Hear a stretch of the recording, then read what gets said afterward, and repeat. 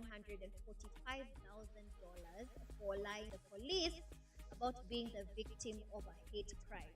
So you remember that this incident took place in the suburbs of Chicago in 2019, and what basically happened was for in the middle of the night,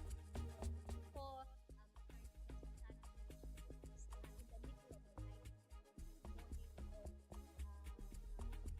must have been around June, July, or December 2019, and then apparently got attacked with white men who were really from farm, and they apparently threw racial slurs at him.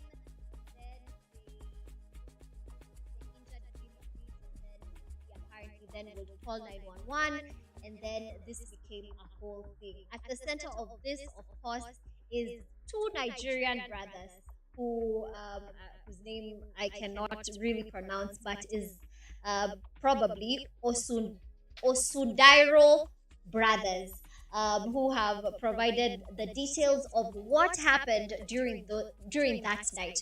So the two guys, the two brothers from Nigeria, were actually the ones that attacked Justice Smollett. CCTV footage was collected, evidence was collected, and ultimately, Justice Smollett was found guilty of feigning a crime hate against himself, a hate crime against himself. So this documentary is showing on Fox News, on Fox Nation. This is by Fox News, and just episode on YouTube. I'm not sure and this was supposedly supposed to lead to a potential fatter check with Empire, with future deals, and this goes down to something that is quite familiar actually in the recent past back home here in the country, and without getting into it because it's really sensitive, just as it was sensitive for Justice Smollett to have been attacked in the middle of the night in Chicago, being black and being gay. This also happened in the country recently with the case of Edwin Chiloba.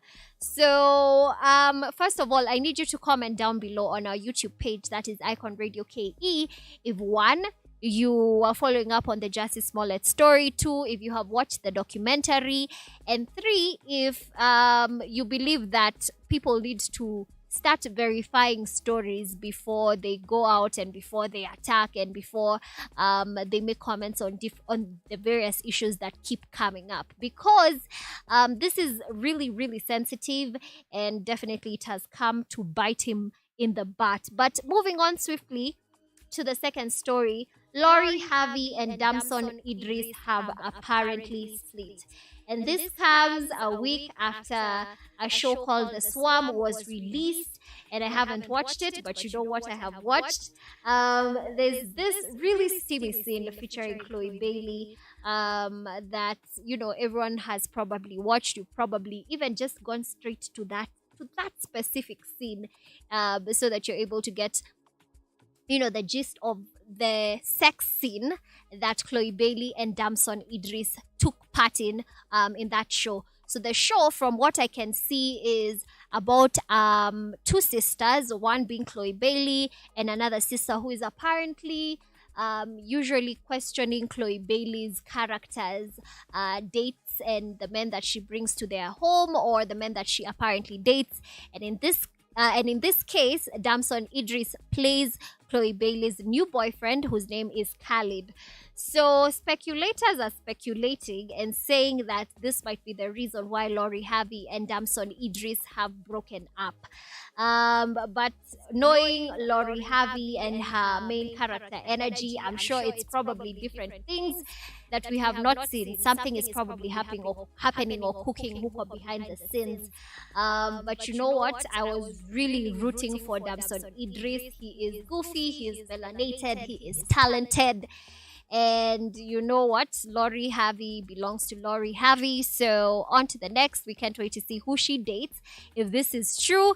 And, moving on swiftly and back in the country, Nonini has won a copyright case against influencer Brian Motinda and Cynix Electronics almost 1 year after taking them to court for using his song Wekamo on an ad without his consent. So in July 2022, Nonini said that Cynix Electronics had used his hit song Wekamo without his permission, saying that he would sue the people responsible. So the guys that were sued were Cynix Electronics and Brian Mutinda. And it has been said, or it has been confirmed actually, that the court has now ordered influencer Brian Mutinda to pay Nonini an amount of 1 million for using his work without permission. And the rapper, obviously Nonini, took to his socials to share the news, asking Brian Mutinda to pay him by Monday. That's a bit cocky, Nonini, but he's going to get paid for that. He further added that he had several lawsuits that are still ongoing in court, but his victory is definitely a victory or a win for Kenyan musicians. And obviously, this comes at a time where everyone is trademarking their catchphrase. So you did see Atwolit trademarked Allah, and then recently Pastor Sue trademarked the catchphrase Twa Twa.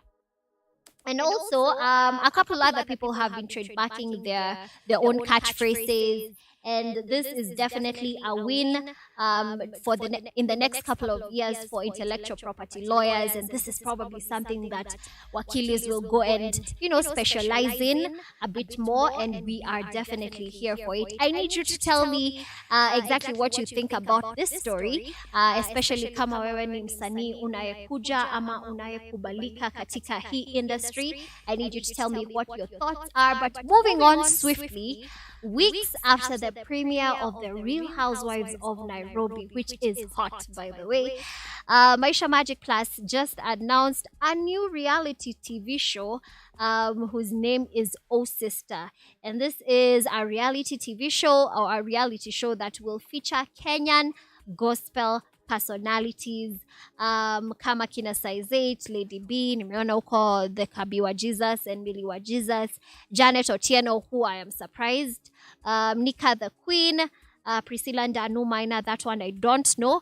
I know Betty Bayo.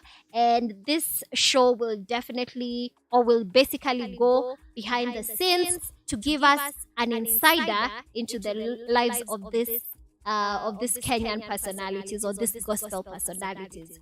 So you do know this gospel fraternity reality TV shows is not a new thing, because the Bahatis have had a reality TV show, which is apparently coming back from what Bahati has said.